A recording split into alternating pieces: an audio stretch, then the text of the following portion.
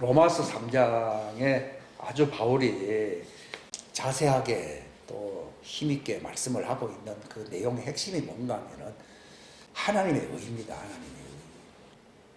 근데 율법은 하나님의 의의 모형입니다. 그렇기 때문에 율법을 지킨다고 해서 하나님의 의에 이르지는 못합니다.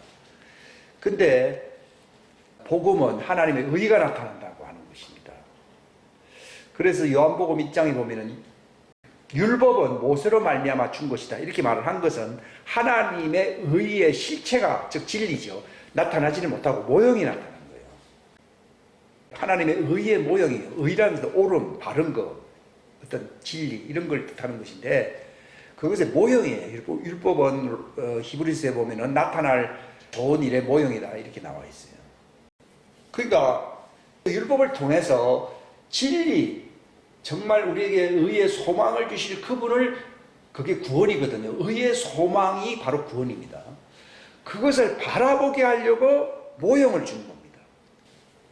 그러니까 율법도 넓은 의미에서 보면은 장차 나타날 그 의의 영광이거든. 그 영광을 기다리게 하고 바라보게 한다는 뜻으로서는 율법도 복음이라고 히브리서 3장이라든지 갈라디아서도 보게 되면은 아브라함에게 복음을 전했고 모세에게도 복음을 전했다 이렇게 나와 있어요. 이스라엘 사람들이 왜 이방인보다 나은가 하면 율법이 그들에게 있었다는 거예요. 율법은 구원을 못하는데 왜 그게 더 나은 것이냐? 그게 기다리게 한다는 겁니다. 율법도 너희가 성경 그다음 구약 성경밖에 없잖아요. 성경 읽어보라. 그것은 나에 대한 것에 대한 모형이다. 율법은 모형인데 핵심 내용은 율법이 아니고 뭐라고요? 그리스도라고 하는 거예요. 근데 문제는 사람들이 모형에 머물러 있다는 것이죠. 율법은 열심히 지키는데 그리스도를 바라보거나 기다리지 않거든요. 안 기다린 거예요. 무엇에 만족했습니까? 하나의 율법에 그걸 이제 하나의 특권을 가진 민족이라 그런 자부심만 갖고 있는 거예요. 그래가지고 율법을 마치 지킴으로써 자기들이 마치 의로운 사람이 된 것처럼 착각을 한 거예요. 바울이 내가 율법을 알게 된 것 때문에 악도 알게 되었다고 나와 있잖아요. 율법이 선한 것을 인정함과 동시에 내가 죄 아래 있기 때문에 그 율법을 통하여 죄가 심히 나에게 죄가 되었다 이렇게 나옵니다. 그래서 선악과예요. 선도 있지만도 범죄한 자들에게는 그것이 모두 나타난다고요? 악도 나타나요. 그러니까 선민이라고 하는 특권도 있겠지만 율법을 통해서요. 그러나 그걸 지키려고 하는 자들에게 바울이 고백한 점 선을 행하기 원하는 나에게 뭐도 함께 있다고요? 악도 나와 함께 있는 것이라. 그러므로 말미암아 율법에 선한 것을 시인하노니 율법을 행하는 나에게 악도 있다는 겁니다. 그렇기 때문에 오라 나는 괴로운 사람이로다. 이 사망의 몸에서 누가 나를. 그러니까 이 사망의 몸 아래에 있는 사람에게는 율법의 선한 것만 역사를 함으로써 의로운 사람이 되면 좋은데 그렇지 못하다는 것이죠. 그러니까 율법은 기다리는 사람들에게는요. 하나님이 그 혈육을 구원받을 수 있는 혈육, 그게 흰옷이라고 그래요. 왜 흰옷인가 하면은 그 구원자를 바라보면서 자꾸 회개를 하게 된다는 거죠. 그걸 가리켜서 자기의 옷을 씻어서 희게 한다는 것이거든요. 근데 기다리거나 바라본 사람들이 있었어요. 그 대표적인 사람이 누구예요? 그 침례자 요한의 아버지 같은 사람들, 그런 사람들. 또 예수님을 기다렸던 안나라든지 시몬 같은 사람들. 그러니까 그런 사람도 극소수였잖아요. 그러니까 지금도 교회 안에 그 과거의 연속이거든요. 그래서 구원받는 사람이죠. 율법 아래 있는 사람은 그리스도를 바라보고 그분이 나타날 구원이거든요. 구원자가 나타난다는 것이거든요. 구원자가 나타난다. 그러니까 구원자가 바로 나타날 그걸 바라보는 사람들에게 하나님의 성령의 충만함을 입는 거예요. 스가랴도 성령의 충만함을 입었고 요한도 율법 아래 있지만 성령의 충만함을 입었다고요. 어떤 사람들은 성령의 충만함을 입는 것과 하나님의 자녀와 무슨 차이가 있느냐 이렇게 얘기하더라고요. 그건 어디까지나 입는 것이고 하나님의 아들이 되는 것은요. 한 새 사람으로 창조가 되는 거예요. 이게. 그러니까 덮여진 사람을 항상 씻게 되죠. 그러니까 흰옷을 입는다는 말은 성령의 어떤 하나님의 의로서 자기를 씻는 거죠, 이게. 그러나 하나님의 아들은 그 수준이 아니고 그들은 본래 성령 안에 있었던 사람들이기 때문에 성령과 아주 친밀한 그 관계 속에서 한 새 창조가 돼요. 그걸 하나님의 의의 창조라고 부릅니다. 하나님의 의의 창조. 의와 참된 거룩함으로 창조된 새 사람을 줄여가지고 저는 하나님의 의의 창조다 이렇게 표현을 하는 거예요. 성경에 없는 표현을 하는 것이 결코 아니라는 거죠. 그러니까 내가 하나님의 의의 창조냐 아니면 나타난 하나님의 의의 구원의 그 능력이 성령으로 입혀주시잖아요. 그걸로서 내가 흰옷을 입고 회개하느냐. 이제 이 두 사람, 이 두 무리들만 첫째 부활에 참여할 수 있어요.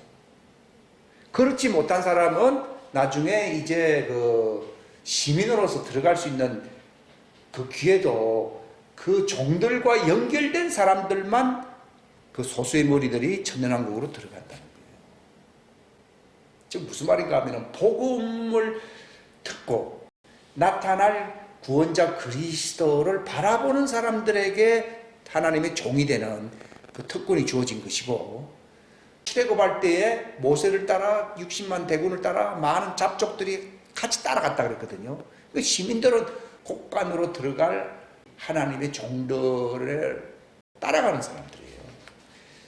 근데 종들도 하나님의 아들을 잡고 가는 사람들이에요. 그 관계성을 잘 모르면요, 자기 정체성을 가지는데 상당한 어려움이 있어요. 내가 정말 하나님의 자녀로서 내가 확정을 지을 수 있는 기회는요, 내가 이것을 내 속에, 바울이 뭐라 그랬습니까? 너희가 믿음 안에 있는지, 그 믿음이라고 하는 것은 말씀, 씨를 얘기하거든요. 믿음은 말씀이에요, 말씀. 말씀이고 씨입니다, 씨. 이건 선물이거든요.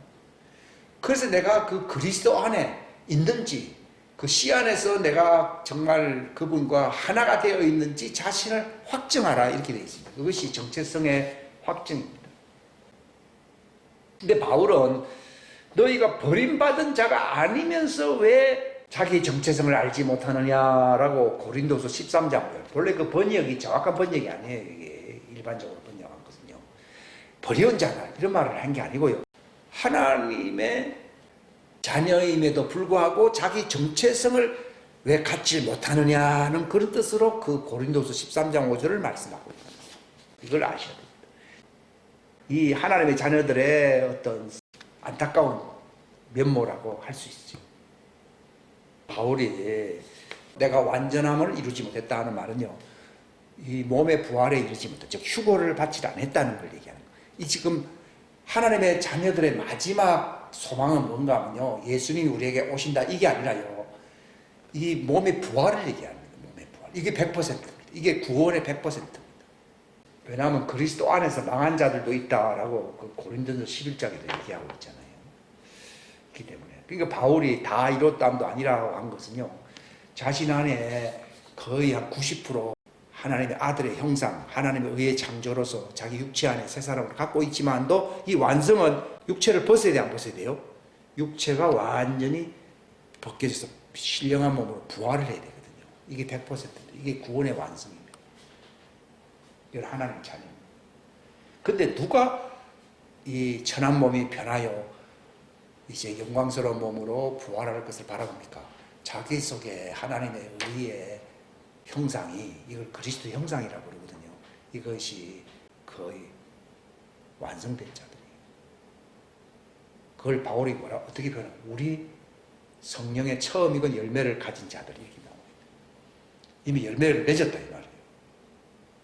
예수님이 오셔야 알 수 있지 지금 모른다 이게 아니라 이미 천국 생활을 할 수 있을 정도의 완벽한 그리스도의 장성한 분량에 충만한 이 완성체로서, 부활의 완성체로서 껍질만 덮여있다는 거, 육체의 껍질만 덮여있다는 것 뿐이지 이미 드러나 있는 상태가 되어야 된다. 그걸 신부라고 해요. 신부. 그 우리의 삶은 하늘에 있다는 말이, 그 애들 보면은 거의 나오기 한 달 전에 부모와 이 소리를 다 듣고 있습니다. 바깥 생활을 이미 하고 있지 안 하고 있어요. 다 하고 있어요. 3개월 미만 된 애하고는 다릅니다. 다 듣고 있고 말하고 있고 심지어는 막 뛰기도 합니다. 바깥에 드러나지 않았다는 뿐이지 거의 완벽한 독립적인 생명체라고도 볼 수 있어요.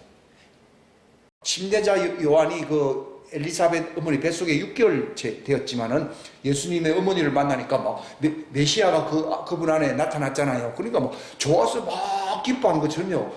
우리가 바로 이 육체 안에서 그런 상태로 껍질만 덮여 있을 뿐이지 이미 바깥 생활을 하고 있는, 이 나올 준비가 거의 만반의 준비가 다 되어 있어야 된다는, 그런 의미에서 등불에 기름을 예비하는 지혜로운 자가 되어야 된다. 이 기회가 얼마 남지 않았어요. 근데 그것에 대해서 전혀 관심 없는 사람은요, 관심이 없어서가 아니고 하나님의 아들이 아니고 하나님의 종이기 때문이에요.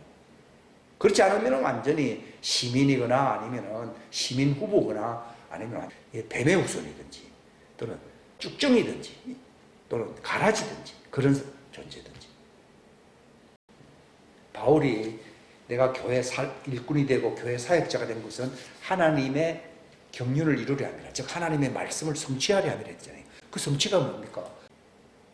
하나님의 씨가 그 속에 처음에 들어갔지만 하나의 뿅아리 같은 존재였죠. 처음엔요. 이것이 나중에는 그리스도의 장성한 분량으로 신부의 모습으로 예수님과 완전히 교통할 수 있는 장성한 사람, 이걸 너희 안에 계신 신부라고 표현하고 너희 안에 계신 그리스도라고, 왜냐하면 그리스도의 형상이 되었다 이 말입니다. 갈라디아서 4장 19절에 있잖아요. 내가 해산하는 수고를 한다고 바울이 얘기했잖아요. 뭐 때문에요? 너희 속에 그리스도가 형성되기 위해서라고 되어 있어요. 초대교회의 복음은 하나님의 말씀 경륜을 성취하는 것인데, 바로 그리스도의 완전함의 새 생명, 하나님의 창조의 형상, 이게 그리스도의 형상인데 이것이 완성되는 거예요. 그 기회를 풍년의 때라고 부르거든요.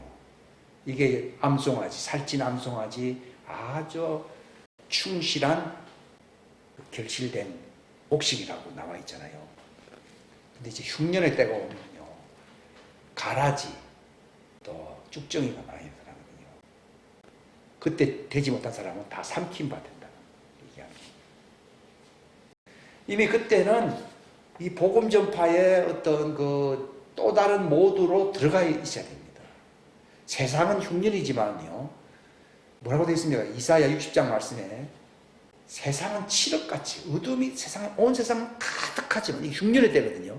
가득하지만도 빛의 자녀들에게 빛을 전파라고 되어 있습니다. 그래서 많은 왕들이 너희에게로 온다고 되어 있습니다. 그리고 많은 부여를 가지고 온다고 되어 있어요. 이게 바로 곡간을 예배할 수 있는 기회가 되는 거거든요. 그들이 오지 아니하면은 곡간을 예배할 수가 없거든요. 그러니까 세상은 말 그대로 흉년인데 이 빛의 자녀들이 그때 완성됐거든요. 이미 끝났습니다. 그들이 이제 이 말씀을 선포하기 시작하면은 온 세상에 이제 빛이 막 나가게 돼 있어요. 그럼 그 빛을 바라보고 이제 구원받을 자들이 찾아오게 되고 많은 부유한 자들이 오게 돼 있다고 돼 있어요. 왕들이 오게 돼 있고. 근데 예수님이 내가 세상에 올 때 믿음을 보겠느냐 이렇게 얘기했거든요. 이게 쭉정이가 된다는 얘기고, 쭉정이들이 많이 나타난다는 걸 얘기하고 있고, 사람들은 다 무엇을 먹을까 마실까, 다 세상의 염려에 다 빠진. 근데 빛의 자녀들에게 오지 아니하면 양식이 있어요 없어요? 없습니다. 내가 뭐 직장을 잘가지고 내가 뭐 어디서 뭘 했다 해서 되는 거 아니에요. 요셉을 찾아가지 아니하면 종들이 살아남을 수 있는 길도 없는 거죠. 그리고 짐승의 표를 받는 시대가 오기 때문에 그 요셉의 자녀들이, 형제들이 그 피난처로 들어가지 않고서는 살 길이 없습니다. 왜? 짐승의 표를 다 받기 때문에. 그들의 이름이 생명책에서 다 지워져 버립니다. 그러니까 세상이 즐겁고 세상이 좋다 이게 아니라 지금이 힘들어도 풍년의 기회고 남아있는 기회고, 하나님의 초대교회가 전했던 그 말씀을 들어가지고서 정말 하나님의 자녀들은 예수님과 똑같은 형체가 되는 거예요. 로마서 8장 있잖아요. 모든 것이 합력하여 선을 이룬다 이렇게 나와 있는데 그 아들의 형상과 일치된다고 되어 있거든요. 예수님과 똑같은 형체가 된다는 것, 존재 자체의 변화가 이게 은혜입니다. 율법에도 은혜가 있지요. 잘 된다는 것이 은혜가 있어요. 인생에 은혜가 있어요. 근데 하나님의 자녀들은요, 본체의 은혜가 있는 거예요. 즉 불멸체가 되는 은혜가 있어요. 부활체가 되는 은혜가 있어요. 이것이 은혜를 능가하는 은혜라는 겁니다. 이게 바로 우리가 빚을 졌다는 겁니다. 이게 종들이 추수될 수 있도록 그들이 흰옷을 입고 시온산에 들어갈 수 있도록 하나님의 경륜을 이루어야 되거든요.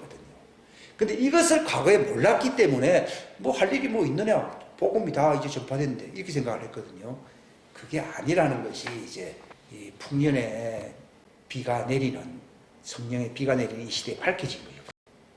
그러니까 하나님의 아들들이 추수가 되면 하늘에 가면 되지 않을까. 그전에는 했기 때문에 이제는 환난은 나와 상관없다 하고 이제는 우리는 하늘에 올라간다. 이 과거의 그 어떤 낭만적인 휴거론이었어요. 그게 잘못된 휴거론이고 그들이 해야 할 일이 있는 거예요. 그게 달라진 겁니다. 해야 할 일이 있기 때문에 그들과 같이 몇 년을 더 머물러야 된다고요? 3년 반을 더 머물러야 됩니다. 그리고 그들이 3년 반이 끝나면은 그들도 피난처로 들어가야 되고 그 임무가 끝나면은 중동전쟁이 있고 난 뒤에 하나님의 자녀들은 공중으로 올라가고 임무가 끝나기 때문에 우리는 내가 기름을 준비했기 때문에 하늘로 올라간다고 사람들이 생각하잖아요. 그게 아니고 기름을 준비한 사람들이 복음 전파의 사역이 남아있어요. 그래서 사명이 끝날 때 올라가는데 과거의 잘못된 해석은 성숙한 자로서 구원을 받는 거 이것만 생각했거든요. 그게 아니에요. 그러니까 바울도 이미 성령의 처음이건 열매로서 우리 완전한 자라고 되어 있거든요. 근데 왜 남아 있습니까? 예수님도 기도했잖아요. 저들을 세상에서 데려가기를 위해서 기도하는 게 아니라는 거예요. 만약에 데려가기 위해서라 그러면요, 그들은 완성되었기 때문에 데려가면은 환난기 전에 휴거된다는 말이 맞습니다. 근데 예수님 요한복음 17장에 보게 되면은 아버지께서 내게 주신 하나님의 자녀들을 위해서 기도하는데 그들을 세상에서 데려가려고 하는 게 아니라 그들의 말을 듣는 자들이 구원을 받게 한 것이라고 되어 있어요. 즉 종들이 구원을 받게 하려고 그들을 세상에 두었다 이렇게 나와요.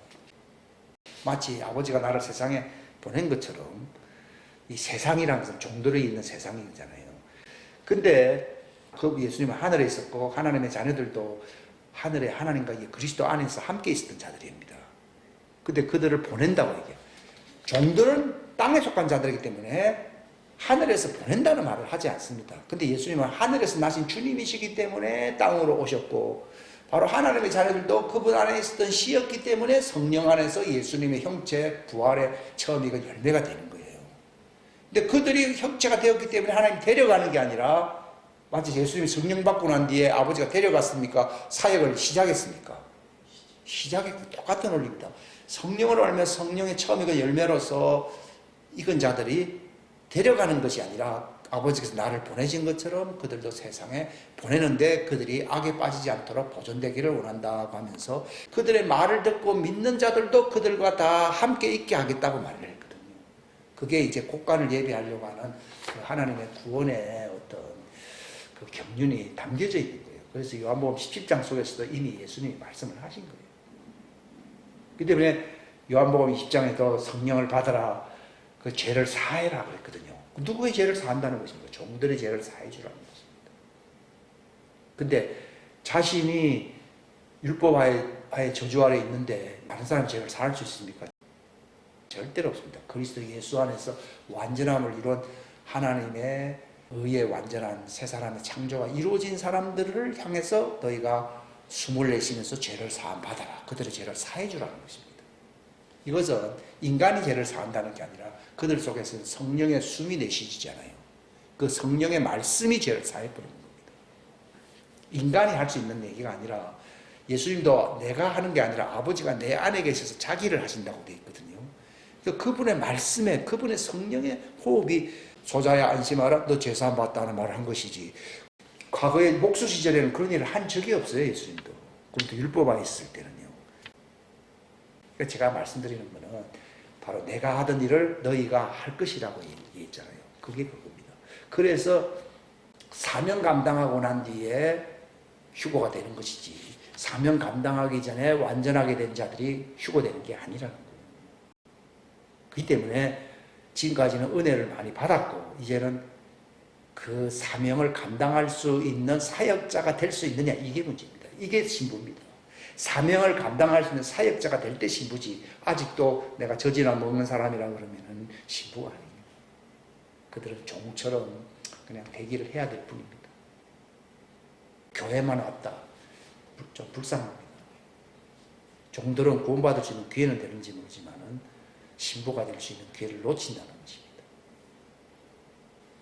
이 꿈속에서도 매일 그런 꿈만 꿔야 됩니다. 이 골로새서 3장에 뭐라고 말하고 있습니까? 땅의 것을 생각하지 말고 신부들은 하늘 것만 생각하는 거예요. 이는 너희 육신의 사람은 죽어버렸고 너희의 생명은 그리스도와 함께 하늘 아버지 안에 감춰져 있다고 얘기하잖아요.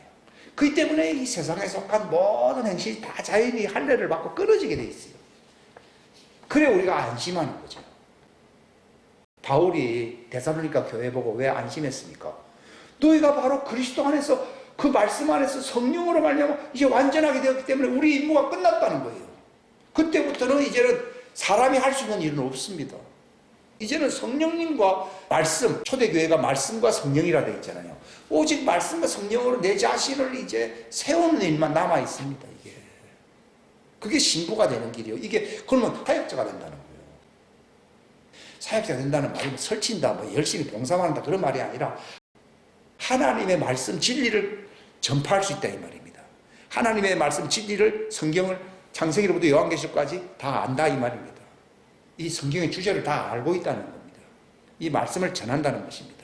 그래야 신부입니다. 내가 누구로부터 또 배우고 이건 어린아이거든요.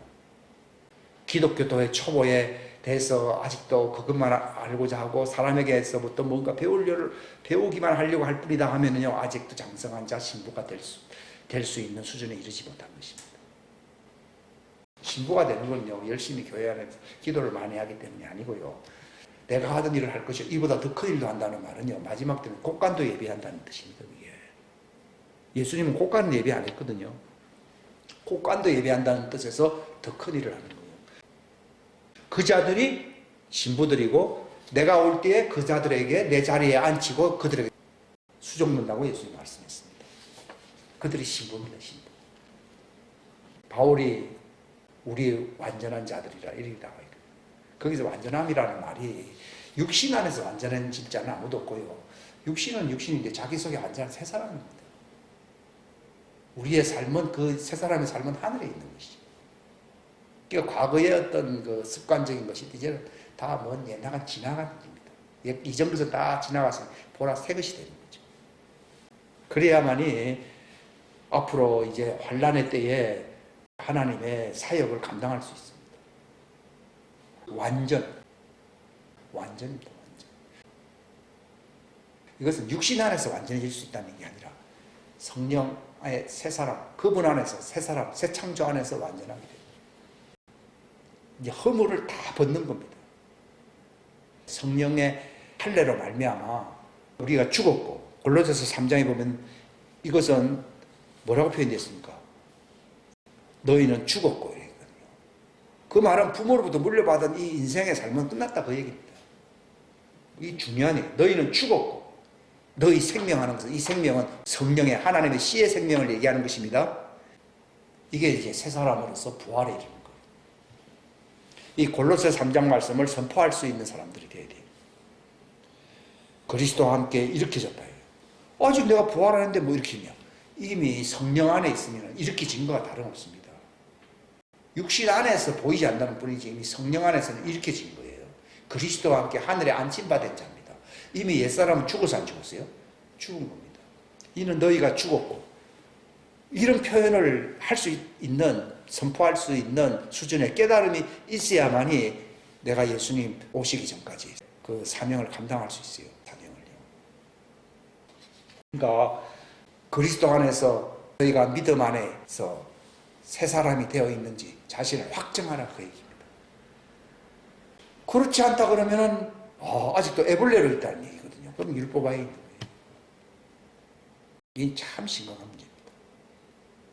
그 교리의 풍조에 휘둘려 가지고서 흔들리는 자가 되어서는 안 된다는 거죠. 내가 새 사람이네. 바울은 뭐라 했습니까?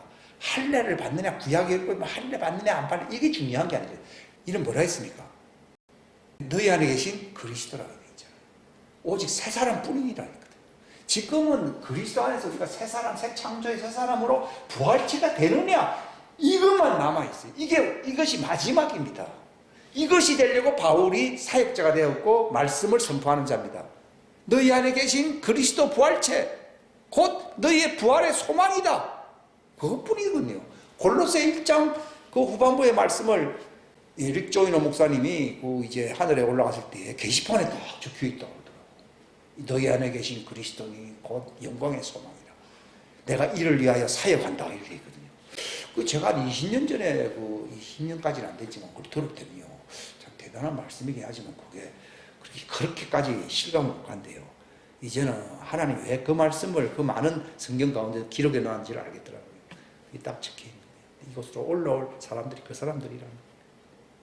그래서 골로새서 1장 후반부의 말씀이나 이런 3장과 같은 말씀 굉장히 중요한 거예요. 이 골로새서는요, 하나님의 자녀들의 성장에 대해서 아주 그 핵심적인 메시지가 거기에 다 있습니다. 골로새서. 아주 놀라운 말씀입니다. 이 옛사람, 육신의 죄의 몸을 벗어보는 그리스도의 할례라는 얘기도 다 있잖아요. 그 다 있습니다. 여러분이 꼭 정말 내가 완성된 그리스도인이 되고 싶으면요, 골로새서를 반드시 읽어보셔야 돼요. 그리고 요한복음도 다 이를 위해서 기록해 놓은 것입니다. 그걸 위해서 예수님이 하늘로 올라가신 거예요. 올라가셔가지고 그 부활체로서 하나님 왕국에 들어가셨잖아요. 그러면서 왜 기다리십니까? 여기로 올라오라고. 그러니까 부활하지 않고서는 어디에 들어갈 수가 없습니까? 하나님 왕국에 들어갈 수가 없어요. 낙원에 가든지 다른 대기처로 가는 것이지 하나님 왕국에 들어갈 수가 없습니다. 우리의 소망은 낙원에 가는 것입니까? 하나님 왕국에 들어가는 것입니까? 물론 낙원에 가야 되지, 아직 예수님이 오시지 않았기 때문에. 그러나 내가 부활체가 되어서 하나님 왕국에 들어가는 것이 내 신앙생활에 정말 영광스러운 유일한 소망이 되어야 됩니다. 내가 이것 때문에 여기 존재하는 거예요. 그리고 그 외의 말은 사람들이 별로 하고 싶지 않아요. 시간이 갈수록 다 의미가 없습니다. 환난기에, 야곱의 환난기에는 그들이 이 말씀을 듣고서 회개하는 기회만 하나님이 3년 동안 허락하신 것밖에 없습니다. 근데 이 말씀을 깨달은 사람들이 전할 수 있어야 된다는 것이. 이 왕국 복음이 온 세상에 이제 전파된다. 즉 종들이 구원받을 수 있는 그 때가 오면은 이제 세상이 끝이 온다. 이렇게 예수님이 말씀을 하셨습니다. 예수님은 지금 하늘 우편 보좌에서 우리를 왜 중보를 하고 있습니까? 바로 자기 일을 할 자들을 위해서 중보를 하는 겁니다. 예수님은 세상을 위해서 기도하지 아니하고 자기와 함께 일할 자들을 위해서 기도한다고 요한복음 17장에 말했습니다. 왜냐하면 그들의 말을 듣고서 종들이 구원을 받을 수 있기 때문입니다. 만약에 예수님이 하늘에 올라감으로써 모든 것이 다 이루어졌다고 하면은 우리가 할 일이 없습니다. 근데 종들에게 입혀져야 할 사역이 있거든요. 이것은 예수님이 하시는 게 아니라 남겨놓은 이 성령의 처음 익은 열매들 신부들이 해야 할 사역이 남아있어요. 이것 때문에 환난 전에 휴고가 되는 게 아니라 환난 중간에 휴고가 되는 거죠. 이거 무슨 말인가 하면 사역 때문에 사역. 복간에 들여가 그들을 구원해야 되는 것이죠. 여러분들이 성경을 아주 깊이 보시면서 따라합시다. 예수님의 정언은 부활이다. 율법의 정언은 초림하실 예수님이시다. 예. 율법의 정언은 세상죄를 지고 갈 하나님의 어린 양으로 오실 그 초림의 예수님을 정언하는 겁니다. 근데 새 언약 복음의 정언은 부활입니다. 부활. 여기 봅시다. 이제 시간이 이제 남아있는 성경을 해석을 해야 되거든요. 누가복음 그 12장 그 왕국을 구하라는, 그러니까 예수님이 오시자마자 제자들에게 하신 말씀의 핵심이 뭔가 하면 하나님 왕국을 구하라는 겁니다. 여기서 하나님 왕국을 구하라는 말이 무슨 말인가 하면 하나님 왕국을 자기 것과 같이 이게 상속자가 된다는 걸 얘기하는 겁니다. 복음을 통하여 우리가 무엇이 된다는 건가 하면 하나님 왕국의 상속자가 됩니다. 에베소서 3장에 나와 있죠. 복음으로 말미암아 그리스도의 몸이 되며 그리스도와 함께 공동 상속자가 되고 하나님의 약속의 동참자가 된다 이렇게 나와 있잖아요. 그러니까 구약 성경에는 없어요. 왜냐하면 종은 상속자가 아니에요. 왕국의 소유권이 없습니다. 근데 하나님 자녀들에게는 왕국의 소유권이 있습니다. 즉 무슨 말인가, 하나님의 아들은 하나님의 왕국을 상속받는 하나님의 집, 자기 집이 됩니다. 그래서 하나님의 왕국을 구하라는 거예요. 근데 하나님의 왕국을 구하기 위해서는 뭐가 있어야 됩니까? 자격이 무엇입니까? 하나님의 의가 되어야 됩니다. 여기 고린도후서 5장 21절에 보게 되면 하나님께서 죄를 알지 못한 그분을 우리를 위하여 죄가 되게 하신 것은 우리가, 여기 하나님 자녀들을 얘기해요. 우리가 그분 안에서 뭐가 된다고요? 하나님의 의가 된다. 즉 이게 하나님의 의의 존재, 하나님의 의의 새 창조가 되시기를 바랍니다. 그게 이건 존재를 얘기하는 거예요. 내가 뭘 의로운 일을 했다는 게 아니라 의로운 존재가 되게 하는 거죠. 그래서 의로운 존재가 되면은 하나님의 왕국이 어떻게 됩니까? 구합니다. 내 것입니다. 성경에 의를 위하여 핍박을 받는 자는 복이 있나니 하나님의 왕국이 뭐라고 되어 있어요? 저들의 것입니다. 하나님의 왕국이 우리 것이 된다는 겁니다. 이야, 이게 복음입니다. 이게 하나님의 아들의 복음이고 종들의 복음은 그 왕국에 들어간다는 것이 복음이고요. 종들도 들어갈 수는 있어요. 그러나 저들의 것은 아닙니다. 그렇기 때문에 구하라는 말은 들어간다는 의미하고 좀 다릅니다. 자녀들은 들어가는 정도가 아니라 하나님의 왕국이 자기 것 상속자가 된다는 것입니다. 그래서 예수님은 너희라고 하는 것은 종이 아닌 제자들을 두고 하신 말씀인데 하나님의 왕국을 구하라는 겁니다. 근데 하나님의 왕국을 어떻게 하면 구할 수가 있습니까? 하나님의 의가 되면 됩니다. 즉 완전한 자가 되면 됩니다. 그리스도의 형상이 되면 됩니다. 하나님의 의의 창조가 되면 됩니다. 적은 양물이여 무시여. 양은 하나님의 아들이에요. 염소는 종들을 얘기합니다. 또 다른 양. 적은 양물이여 두려워하지 말라. 너희 아버지께서 그 왕국을 너희에게 주시는 것을 참으로 기뻐하시는 자. 이게 주신다고 되어 있거든요. 그러니까 왕국에 들어가는 것은 종들도 들어갈 수 있습니다. 근데 하나님의 왕국의 소유권을 가지는 사람은 하나님의 아들들이거든요. 근데 누가 하나님의 아들들이 되느냐? 하나님의 의의 창조의 존재가 되어야 되거든요. 이게 하나님의 아들들의 복음입니다. 그 왕국을 주신다는 겁니다. 그러니까 의를 위하여 핍박을 받는다는 말이 그 뜻이거든요. 그 의 자체가 되어버리기 때문에. 예수님도 의로우신 분이잖아요. 하나님의 아들이라는 표현과 의로운 자라고 하는 것은 같은 표현입니다. 그래서 성경은 의인은 할 때는 하나님의 아들들을 얘기하는 것입니다. 의인은 뭘로 산다고 되어 있습니까? 믿음으로 산다 할 때 그 믿음은 믿습니다. 그건 종들도 믿습니다. 그런 게 아니고 말씀, 그 말씀을 깨달았다. 그 말씀의 양식을 먹고 사는 사람들을 가리키는 것입니다. 과거 시편 교독할 때 이걸 나눈 말씀들인데 시편 22편 여기 제일 처음에도 나와 있지만 한 시가, 여기 한 시가 뭡니까? 이건 바로 그리스도의 말씀, 성령의 씨를 받은 사람들을 얘기하는 겁니다. 주의 영이 계신 곳에 자유함이 있다. 하나님의 영의 씨를 받은 자들에게 자유가 있다는 것을 얘기하는 것입니다.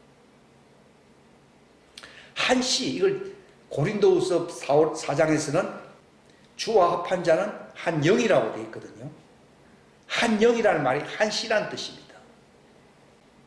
하나님의 자녀는요, 그리스도와 한 씨, 한 몸, 한 영입니다. 그 믿음이 하나요, 몸이 하나요, 소망이 하나다 이렇게 나와 있습니다.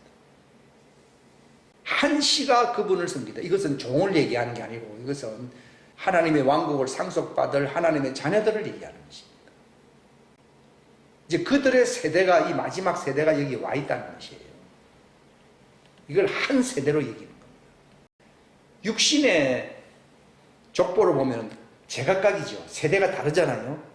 근데 그리스도의 영의 씨로서 한 몸이 되어 있기 때문에 이 하나님의 왕국의 한 세대입니다. 한 세대. 그들은 둘로 나뉘어지질 않냐고 한 세대라고 나와 있습니다. 그들이 와서 태어날 한 백성에게 그분의 의를 밝히 드러낸다. 이것이 바로 복음입니다. 복음. 하나님의 영생의 진리의 말씀, 새 언약의 말씀을 통해서 하나님의 의를 드러낸다는 것입니다. 그래서 하나님의 자녀들은 그 의를 전파하는 자들이 되는 것이고, 종들은 그 의를 바라보면서 그들이 회개하고 자기의 옷을 씻는 자들이 되는 것입니다. 그래서 이 천국 복음이 온 세상에 전파되어야 된다는 것입니다. 그분께서 이것을 행하신다는 것이죠. 이걸 과거에 이미 3000년 전부터 하나님이 이 일을 행하실 것을 이미 확정을 한 것입니다.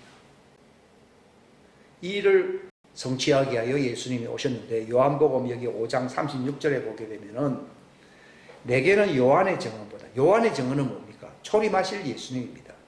광야에서 외치는 소리라고 요한은 얘기했는데, 그는 내 뒤에 오시는 분, 어린 양 예수님을 증언했습니다. 그렇죠? 근데 예수님은 자신을 어떻게 표현하고 있습니까? 내게는 요한의 증언보다 더 큰 증언이 있다는 것이죠. 이것은 아버지께서 내게 주사 끝마치게 하시는 일이에요. 무엇을 끝마치는 겁니까? 이게 부활입니다. 부활. 부활을 증언하기 위해서 예수님이 오신 겁니다. 복음의 핵심은 부활입니다. 부활. 이것은 종들도 부활해야 되고 하나님의 자녀는 말할 것도 없습니다. 이것은 초림의 어린 양 예수님을 증언했던 침례자 요한보다 더 큰 증언입니다. 마지막 하나님이 끝내실, 완성시킬 부활의 증언을 하신 분이 예수님이십니다. 그러니까 사도행전에도 보게 되면은 그때 초대교회가 뭐라고 말했습니까? 우리도 부활의 증인이 되어야 된다고 나와 있잖아요.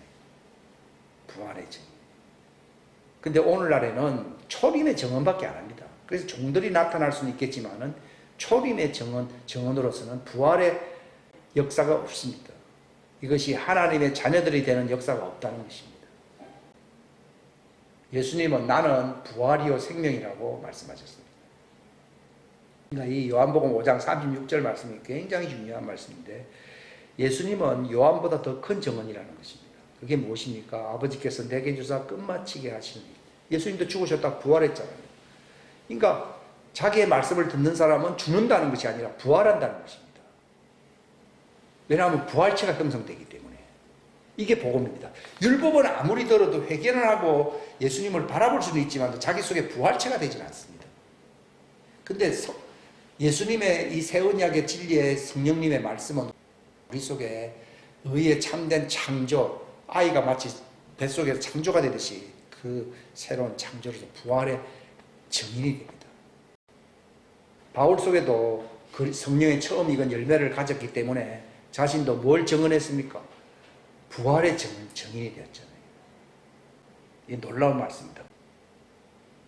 그래서 요한복음 14장에도 내가 어디로 가는지 너희가 안다. 이 말이 무슨 말인가 하면요. 예수님은 땅에서 태어난 어린 양 초림으로 끝나는 게 아니라 나는 죽었다가 부활한다는 것입니다. 부활을 왜 합니까? 부활해야 하나님의 왕국에 들어갑니다. 하나님의 왕국에 들어가는 것을 가리켜서 아버지께로 간다는 것입니다. 이것이 예수님의 그 영광을 얘기하는 것입니다. 이게 예수님이 가는 길입니다. 여러분들도 그 길을 알고 있는 사람, 말씀의 진리를 알고 있는 사람은 예수님과 같은 죽으심 안에서 부활함으로 하나님 왕국에 들어갈 수 있다는 것을 얘기하는 것입니다. 내가 어디로 가는지 그 길을 너희가 아느냐. 그 길을 알고 있는 사람들은 신부입니다. 이 말씀을 알고 있는 사람들입니다. 근데 도마는 아직도 성령 받기 전에 율법 하에 있었기 때문에 어디로 가는지 알지 못했거든요. 근데 예수님께서는 내가 곧 길이요 진리요 생명이라 이렇게 말씀하셨습니다. 즉 예수님의 말씀이 예수님이 가시는 길을 증언하고 있습니다. 이 말씀을 여러분들이 갖고 있어야 됩니다. 그래야지 신부로서 예수님이 가신 그곳에 우리도 갈 수가 있습니다. 그 다음에 요한복음 16장 여기 10절에도 보면 의에 대하여라. 우리가 왜 하나님의 의를 가져야 됩니까? 이게 하나님의 의는 부활이거든요. 따라합시다. 율법의 의는 회개하고 어린 양을 바라보는 것이다. 회개하고 어린 양을 바라보는 것이다. 율법이 회개하고 바라보는 것입니다. 근데 따라합시다. 하나님의 의는 예수님과 같은 부활체가 되는 것이다. 되는 것입니다. 이게 신약 복음입니다. 이것이 복음입니다. 율법은 바라보는 것이고, 그때 회개하고 주님을 바라보는 거죠. 흰 옷을 입는 것이거든요. 근데 복음은 내가 아버지께로 가는 거거든요. 예수님이 의에 대하여라 하면은 무슨 말인가 하면은 내가 내 아버지께로 간다 이 말. 이 무슨 말인가? 부활한다 이 말입니다. 혈과 육으로는 아버지께로 갈 수가 있습니까? 없습니까? 갈 수 없습니다. 예수님도 갈 수가 있습니까? 없습니까? 부활하지 아니하면은 예수님도 아버지께로 갈 수가 없습니다. 근데 예수님은 하나님의 의가 있었기 때문에 그분이 부활하심으로써 아버지께로 간다는 것이 예수님이 내가 가는 길이라는 것입니다. 이 길을 알고 있는 사람은 하나님의 자녀들입니다. 이 길을 가고 있는 사람들, 이게 자기를 부인하고 자기 십자가를 지고 이것이 바로 부활체로서 이제 하나님의 의로 말미암아 부활체는 하나님의 의거든요. 뭐가 하나님의 의라고요? 부활체입니다. 율법의 의는 부활체가 안 됩니다. 그래서 회개하는 수준밖에 미치지 않습니다. 오늘 교회는 열심히 회개를 하지만 그 수준에 머물러서는 절대로 부활체가 안 됩니다. 정말 성령님의 할례를 통하여 진리의 말씀으로 내가 완전히 새 창조, 하나님의 말씀은 창조의 능력이 있거든요. 하나님의 의의 창조가 일어날 때 내가 부활체가 되어서 어디로 갈 수 있습니까? 하나님의 왕국 안으로 아버지가 계신 곳으로 갈 수가 있습니다. 이것이 복음입니다. 이것이 요한복음 16장 10절의 말씀입니다. 그래서 다시 28절에도 뭐라고 말씀하십니까? 다 같이 읽겠습니다. 시작. 내가 아버지로부터 나와 세상에 왔고 다시 세상을 떠나 아버지. 근데 올 때는 눈에 안 보이게 성령으로 오셨지만은 육체 안에서 그분이 새로운 부활체가 됐어요, 안 됐어요? 되었잖아요. 올 때는 영으로 왔잖아요. 성령님이 너를 덮는다 그랬거든요. 근데 그 말씀이 마리아를 덮으니까 그 안에 창조가 일어나서 안 일어났어요? 일어났잖아요. 그래서 성령님을 받음으로써 완성됐잖아요. 그죠? 완성되어서 어디로 가셨습니까? 아버지께로 갔잖아요. 그 뜻입니다. 그러니까 예수님이 마리아의 몸에서만 태어났다고 해서 아버지께로 갈 수 없습니다. 무엇을 받아야 됩니까? 성령님을 받아야 됩니다. 성령을 받아서 자기 안에서 완전한 부활체가 형성되어야 됩니다. 예? 그때부터 예수님이 사역에서 하셨잖아요. 부활의 증인이 되려고 사역하셨거든요. 그 부활체가 된 걸 가리켜서 율법의 의라고 합니까? 하나님의 의라고 합니까? 이걸 하나님의 완전한 하나님의 의란 말은 완전입니다. 율법의 의는 완전이 아닙니다. 그래서 회개하죠. 율법의 의가 완전한 왜 회개합니까? 율법의 의는 바라보는 건 있지만 자신이 완전하게 되지 못하기 때문에 회개하거든요. 하나님 그들도 구원하시거든요. 옷을 씻어서 희게 했다고 해서. 근데 이 복음의 의는요, 참 놀라운 것이거든요. 복음에는 하나님의 의가 드러난다는 말은요, 이거는 하나님의 말씀에 성령님의 창조가 내 속에 일어난다는 거예요. 천지창조를 누가 하셨습니까? 말씀과 성령이 다 하셨잖아요. 그런 것처럼 말씀과 성령이 내게 임하게 되면은 나는 바로 하나님의 왕국의 새로운 창조물이 되는 것입니다. 이게 하나님의 자녀가 되는 겁니다. 영접하는 자, 곧 그 이름을 믿는 자들에게는 하나님의 자녀가 되는 권세를 주신다고 했거든요. 이는 혈통으로나 육정으로나 사람의 뜻으로 난 게 아니고 하나님의 뜻, 바로 하나님의 목적을 위해서 태어났잖아요. 그 말씀이 임하니까 하나님의 목적이 이루어졌다는 말은 하나님의 의의 창조가 되었다. 예수님과 같은 형상이 되었다. 하나님의 왕국 상속받을 상속자가 되었다 하는 뜻입니다. 이게 도마는 이걸 몰랐기 때문에 그거 어떻게 알겠느냐 했거든요. 근데 성령님이 오시면은 그 길과 진리와 생명이신 예수님의 그 말씀을 가르치십니다. 그래서 바울 선생은 예수님을 보질 않았지만 이 복음의 말씀을 듣고서 자기 속에 의의 창조물이 되었잖아요. 그죠? 이게 하나님의 의의 창조거든요. 하나님의 자녀는요. 하나님의 의의 창조가 있다. 이 대단히 중요한 겁니다. 이것이 성경 가르치는 데서 제일 중요한 겁니다. 근데 교회에서 이걸 얼마나 많이 가르치고 있습니까? 별로 가르침을 못 받았을 겁니다. 로마인서 주제가 로마인서 1장 17절이거든요. 로마인서 1장 17절 아는 사람들은 뭐 3장도 알고 5장도 알고 다 알게 되어 있습니다. 근데 1장 17절은 복음에는 뭐가 나타난다고요? 하나님의 의가 믿음에서, 여기 믿음은 뭡니까? 복음의 말씀을 얘기하는 거예요. 사람들은 믿음이라니까 종교적인 신념을 믿음이라 생각하는데 복음의 믿음은 말씀입니다. 하나님의 의는 믿음에서 믿음까지 계시된다는 말이 무슨 말인가 하면 하나님의 복음, 왕국 복음이 전파된다 이 말입니다. 전파됨으로 말미암아 이 하나님의 의가 이제 나타난다는 것입니다. 계시된다는 것입니다. 그래서 의는 말씀으로 산다. 새 언약의 말씀입니다. 말씀. 하나님의 입에서 나오는 부활의 말씀입니다. 이 말씀으로 사는 것입니다. 그리고 로마서 3장 21절에 보면 이제는 율법은 하나님의 의가 되지는 않습니다. 이것은 율법은 하나님의 의를 바라보면서 회개하는 것입니다. 율법 밖에 있는 하나님의 의 곧 과거의 율법과 대언자들이 이미 증언했습니다. 예언했다 이 말입니다. 의가 이제 예수님으로 말미암아 드러난 것입니다. 그것은 곧 예수 그리스도의 믿음이라는 말이 무슨 말인가? 예수 그리스도의 진리의 말씀, 새 언약의 말씀을 얘기하는 것입니다. 그 말씀으로 말미암아 모든 자에게 미치고 여기 모든 종들에게도 미쳐서 회개해서 흰옷을 입는다 이 말입니다. 또 모든 자 위에 임하는 하나님의 의인이 거기는 차별, 듣기는 듣는데 문제는 그걸 믿음으로 받아들이지 있느냐 없느냐에 달려있는 것입니다. 차별이 없습니다. 모든 사람이 죄를 지어 하나님의 영광에 이르지 못하더니 그리스도 예수님 안에 있는 구속, 그분이 화목제물로 십자가에 돌아가신 이유는 하나님의 은혜로 말미암아 이제 그 값없이 의롭게 되는 것이거든요. 그분을 하나님께서 그분의 피 안에 있는 믿음이에요. 본래는 피 안에 있는 믿음은 새 언약의 말씀을 얘기하는 거예요. 예수님의 피는 새 언약의 피잖아요. 새 언약의 말씀으로 말미암아 그분이 화의 언물로 나타났다는 것이죠. 이것은 하나님께서 참으심을 통해 과거의 죄들을 사면하시고 그 말씀을 받게 되면 죄가 사해집니다. 근데 사람들은요, 회개를 열심히 하기 때문에 내가 죄가 사해진다 생각하거든요. 아닙니다. 하나님의 말씀으로 죄가 사해집니다. 내가 너에게 일러준 말로 내가 너희를 깨끗하게 했다라고 요한복음 15장에 나와있지요. 근데 오늘은 말씀은 없는데 그냥 회개는 했기 때문에 내가 깨끗해졌다고 생각하는 사람들이 많거든요.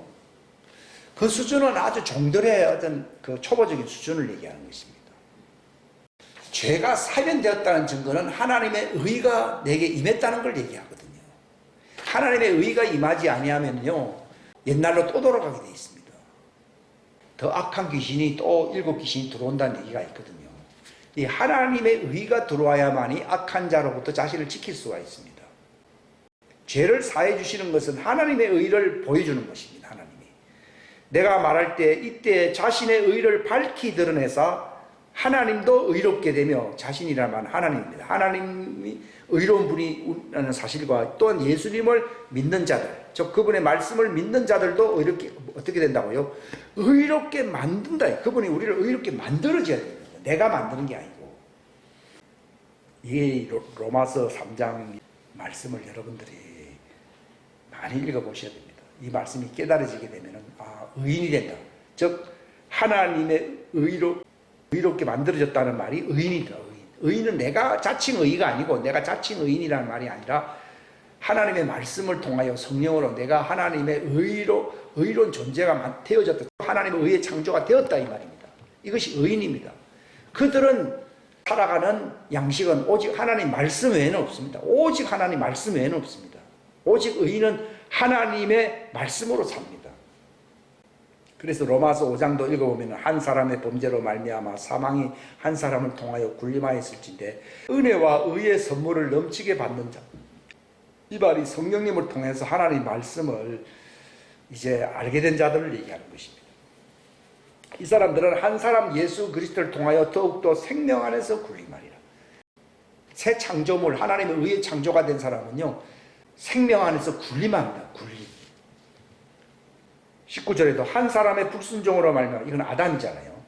많은 사람이 죄인 된 것 같이 한 사람의 예수님 순종으로 말미암아 이제는 많은 사람이 의로운 자가 된다는 것입니다. 이것은 죄가 군림하여 사망에 이르게 한 것 같이 은혜도 의를 통해 군림하여 예수 그리스도 우리 주로 말미암아 영원한 생명에 이르게 하려 함이라는 것입니다. 21절에도 보면 그러나 이제는 율법 밖에 있는 하나님의 의 곧 율법과 대언자들이 증언한 의가 드러났다. 이건 앞에 있는 말씀이죠. 하나님의 의가 드러났습니다. 로마서 1장 17절 말씀과 같이. 그러면 고린도전서 15장 말씀과 같이 우리가 육체 안에서 부활체가 된다는 것이 상세하게 드러나 있고요. 여러분들이 이 본문 외에도 여기로 고린도서 15장 말씀을 다 읽어보셔야 됩니다. 그래서 이 말씀을 자기 것으로 양식으로 삼아버려야 됩니다. 49절에 보면은 우리가 땅에 속한 아담의 형상을 지닌 것 같이 또한 하늘에 속하신 그분의 형상을 지닌다. 우리 속에 지닌다는 건 내 속에 가지고 있다 이 말입니다. 우리 껍데기는 누구의 형상을 닮았어요? 아담의 형상입니다. 근데 우리의 속에는 복음의 진리를 통하여 예수님의 형상을 지녀야 된다는 거예요. 의의 창조의 새 사람의 형상을 내가 지니고 있어야 돼요. 이게 부활체가 돼야 돼요. 하나님의 의의 부활체가 내 속에 가지고 있는 그 사람은 하나님의 아들입니다. 그러니까 교회에서 행사 많이 하잖아요. 다 헛될 수 있습니다. 왜냐하면 교회에서 무슨 주는 상이나 어떤 사람들이 주는 칭호 이런 것에 대해서 관심이 많잖아요. 그건 아무 쓸모가 없습니다. 내 속에 바울은 그리스도를 얻고 오직 내가 그리스도 안에서 발견된다고 되어 있거든요. 이게 부활체를 가진다는 뜻입니다. 이게 우리가 왜 복음 전합니까? 부활체가 자기 속에 형성되게 하려고 하는 것이에요. 근데 잘못하면요, 이 교회 행사를 통해서 사람들이 영광받는 그런 일을 하기 굉장히 쉽습니다. 이거 사람을 완전히 하나님 왕국 밖으로 내팽개치는 것입니다. 하나님이 우리를 영접해야 되거든요. 근데 교회가 다 영접해가지고서는 하나님으로부터는 인정을 못 받는 존재가 된다는 것이 얼마나 큰 비극 중에 비극입니까? 그렇지 않습니까? 형제들아, 이제 내가 이것을 말하노니 살과 피는 하나님의 왕국을 상속받을 수 없으며 또한 썩는 것은 썩지 않는 것을 상속받지 못한다. 즉 부활체만이 부활해서 하나님의 왕국을 상속받는 것이지 내 껍데기 사람은 아무리 못나도 그것 때문에 슬퍼하고 고통할 필요 없습니다. 바울은 뭐라 했습니까? 우리의 겉사람은 날마다 황폐하게 되지만 우리의 속사람은 날마다 새로워진다고 그랬잖아요. 이것이 복음의 진리의 말씀을 제대로 양육받고 깨달은 사람들에게 나타나는 실속 있는 영광입니다. 이게. 그래서 고린도후서 여기 5장 4절에 뭐라고 있습니까? 이 장막, 이 육체거든요. 아담의 장막 속에 있잖아요. 우리가 짐을 진 채 신음하는 것은 왜 신음합니까? 부활체로서 나타나려고 신음하는 겁니다. 신음하는 것은 벗고자 함이 아니요 입고자 함이니 이것은 죽을 것이 생명에게 삼켜지게 하며, 즉 부활체로서 내가 입혀지는 것이 내가 영광스러운 부활입니다. 내 속에 있는 부활체 생명이 이 껍데기 사람을 삼켜버립니다. 이것이 첫째 부활에 참여하는 영광입니다.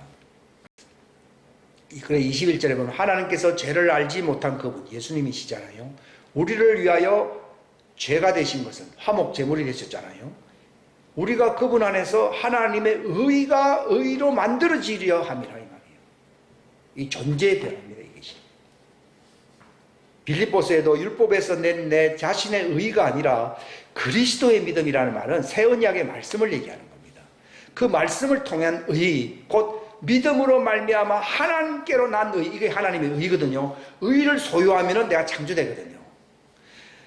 그분 안에서 발견되려 합니다. 그분 안에서 내가 하나님의 의의 창조물이 된다는 걸 얘기하는 겁니다. 이것은 내가 그분의 죽으심과 일치하게 되어, 그렇게 사는 사람은 예수님의 죽음과 일치하게 됩니다. 썩은 것 위에서 살다가 죽는 게 아니기 때문에 일치하게 되어 그분의 부활의 권능에 참여합니다. 또 그리고 그분의 고난에도 참여합니다. 우리 속에 부활의 권능이 형체가 나타나면 예수님의 고난에도 참여하고 마침내 예수님의 부활에도 참여합니다. 그래서 11절에 보면은 어찌하든지 내가 죽은 자들의 부활에 도달하는 것입니다. 그러니까 이 바울의 서신의 목적도 다 부활입니다. 부활. 우리가 만약에 부활이 없다 그러면은 이 세상 사람들 가운데 제일 불쌍한 사람이라고 하잖아요. 그렇잖아요. 뭐가 없으면요? 우리가 의의 부활체가 되지 못하면요, 교회 열심히 다니도 세상에 제일 불쌍한 사람 됩니다. 교회 헛다녔다는 얘기입니다. 진리를 듣지 못한 것입니다. 농부가 농사는 열심히 지었는데 열매가 없다. 그럼 추수할 게 없잖아요. 그럼 헛농사 하면 헛농사. 우리가 많은 분들은 우리도 신앙에 헛농사 할 수 있습니다. 내 속에 부활체가 없다 그러면은 나는 완전히 헛농사. 제일 불쌍한 사람이 됩니다. 그러므로 골로새서 여기 또 다 3장 읽읍시다. 그러므로 너희가 그리스도와 함께 일으켜졌거든. 이 부활체가 되었다 이 말입니다. 위에 있는 그것들을 추구하라. 거기에는 그리스도께서 하나님 오른편에 앉아 계시느니라. 위에 있는 것들에 너희의 애착을 두고 땅에 있는 것들에 두지 말라. 너희는 죽었고 너희 생명은 그리스도와 함께 하나님 안에 감춰져 있느니라. 우리의 생명이신 그리스도께서 나타나실 때에 재림, 그때에 너희도 그분과 함께 영광 가운데 나타나리라. 부활체가 된 사람들에게만 해당됩니다. 그렇지 않은 사람은 맨날 땅에 겁니다. 땅에서 뭐하고 뭘 하고 이런 얘기만 합니다. 근데 이 부활의 말씀을 전해야 됩니다. 안 그러면은 맨날 조상 얘기만 하고 맨날 과거의 얘기만 합니다. 교회 전통이 어떻고 뭐 이런 거 다 쓸모없는 얘기입니다. 실상은요. 부활의 소망을 가져야 된다 이 말입니다.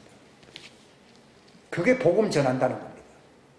잘못하면요, 교회 자랑, 뭐 가문 자랑, 집안 자랑, 또 조상 자랑 이런 것만 하거든요. 그런 또 행위만 합니다. 죽은 행위라고 합니다. 성경에는요.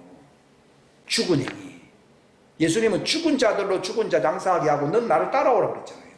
근데 맨날 교회도 죽은 행위를 회개해야 되는데 회개를 안 합니다. 죽은 행위, 전통으로 살고 뭐 교회 명예심으로 살고 조상 우려먹는 죄로 살고 그 죽은 행위로 살고 전부 과거의 것으로 다 헛된 것입니다. 예수님은 죽은 자로 이미 그들은 죽었잖아요. 부활체가 없잖아요. 죽은 자를 장사하게 하고 너는 나를 따라오라 그랬거든요. 그 말은 너는 부활체로서 살아라 그 뜻입니다. 히브리서에도 보면은 그러나 그리스도께서는 다가올 좋은 일, 이게 뭡니까? 이게 부활이거든요. 다가올 좋은 일이 뭡니까? 부활. 그밖에 없지요.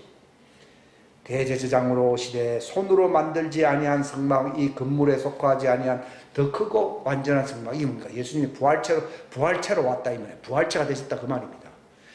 예수님이 42년 된 헤롯 성전을 헐어버리라고 돼 있지요? 헐어버리라. 내가 3일 만에 다시 세울 것이다 했잖아요. 이건 자기의 몸된 성전이라 돼 있잖아요. 즉 예수님은 부활체다 이 말입니다. 손으로 만들지 아니한 성막이라면서 부활체를 얘기하는 겁니다. 그러니까 교회도 건물 자랑할 게 없습니다. 사람들마다 다 부활체가 되면은 다 성전의 성전 아니에요. 따라합시다. 부활체가 되어야 하나님이 성전된다. 건물로는 하나님이 성전되지 못한다. 부활체들의 연합이 성전입니다. 이 사람들끼리 왜 갈등이 많습니까? 저 사람은 교회만 다니지 부활체가 아니잖아요. 그러니까 갈등이 일어날 수밖에 없어요. 오직 성전은 부활체가 연결될 때만이, 한 세 사람으로 지어질 때만이 성전이 된다고 에베소서 2장 후반부에 기록이 되어 있습니다. 그러니까 이것이 이 건물에 속하지 아니한 더 크고 완전한 성막, 이 부활체입니다. 그래서 그분이 영원한 구속을 얻으셨거든요.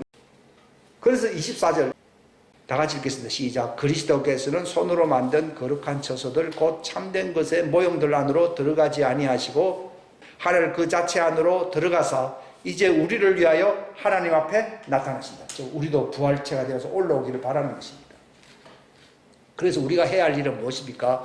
다 같이 읽겠습니다. 시작. 그러므로 형제들아 우리가 예수님의 피를 힘입어 새롭고 살아있는 길로 지성소에 들어갈 담대함을 얻었는데 이 길은 그분께서 우리를 위하여 휘장 곧 자기 육체를 통해 거룩히 구분하신 것입니다. 즉 나는 길이라고 했잖아요. 이 하늘 지성소는 하늘 왕국을 얘기하거든요. 하늘 왕국에 들어갈 수 있는 길을 예수님이 열어놓았습니다. 이것만 우리가 바라보고 삼아야 되는 겁니다. 이것이 믿음을 가진 사람들입니다. 자, 다 같이 이제 마지막으로 읽고 마칩니다. 베드로전서입니다. 시작. 그리스도께서도 죄들로 인하여 한번 고난을 받으사 의로운 자로서 불의한 자를 대신하셨으니 이것은 그분께서 육체 안에서 죽음을 당하셨으되 성령으로 말미암아 살아나셔서 우리를 하나님께로 데려가려 하심이라.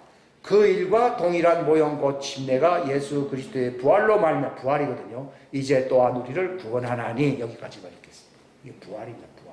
우리가 부활하면은 하나님이 계신 그 왕국의 지성소 안으로 들어가야 안 들어가요? 들어갑니다. 이 소망을 가지시기를 주님의 이름으로 축원합니다. 다 같이 기도하겠습니다. 하나님 아버지 감사합니다. 귀한 시간 주셔서 감사합니다. 이 진리의 말씀을 깨닫게 하여 주시고 이 교회 전통이나 어떤 종교 전통이 아니라 정말 예수님께서 성령님을 통하여 우리에게 주신 이 놀라운 믿음의 유산을, 우리가 성경책에 기록되어 있는 이 놀라운 진리의 말씀을 깨달을 수 있도록 도와주시기를 바랍니다. 이 말씀으로 말미암아 영원한 상속을 가질 수 있는 소망의 자녀들, 백성들 될 수 있도록 도와주시옵소서. 사도행전의 바울이 3년 동안 에베소 교회에서 사역한 것이, 비록 나는 떠나지만은 내가 너희들에게 전한 이 말씀이 너희로 하여금 그 왕국의 상속자의 소망에 이르게 한다고 말했습니다. 오직 우리는 하나님 입에서 나온 성령님의 말씀을 우리가 믿음으로 붙들고 삶으로 말미암아 우리 속에 정말 그리스도의 증언, 부활의 형상, 부활의 증언이 될 수 있는 증인들이 될 수 있도록 인도하여 주시기를 간절히 바랍니다. 정말 이것이 하나님의 말씀을 성취하는 길이요, 이것이 하나님의 목적과 경륜을 이루는 길이라고 하는 사실을 알게 하여 주시옵소서. 정말 새 언약의 진리의 말씀, 복음의 진리의 말씀으로 정말 하나님의 의가 우리 속에 역사하는, 하나님의 왕국의 상속자의 영광이 나타나는 그 부활의 소망이 우리 안에 역사하는, 나타나는 이 놀라운 축복을 금년 정말 누릴 수 있는 풍년의 한 해가 될 수 있도록 축복하여 주시고 인도하여 주옵소서. 도와주시기를 간절히 바라옵고 거룩하신 주 예수님의 이름 받들어 간절히 기도하옵나이다.